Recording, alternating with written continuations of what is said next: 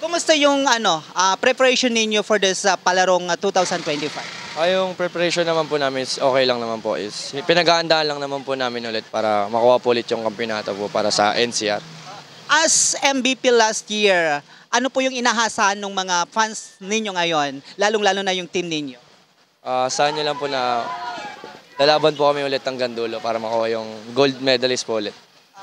So yung ensayo ninyo, kumusta naman po dahil dito sa Ilocos Norte medyo mainit. So ano po yung ginagawa ninyo ngayon? After ensayo lang po, nag-ayos lang po kami sa kung saan po kami nakastay and lagi lang po uminom ng tubig para hindi po kami magkasakit dahil po sa init po dito. Yun na po. Dito sa Ilocos Norte, kumusta naman yung pag-stay ninyo dito? Okay naman po, masaya rin naman po para ano rin po, another experience din po para sa aming mga bata. Okay. Kailan ka nag-umpisa as basketball player? 11 years old po, nag-start po ako mag-basketball. Tapos yun po, nagtuloy-tuloy na po yung career ko sa basketball. Message mo sa lahat ng mga team na kalahok for this palaro?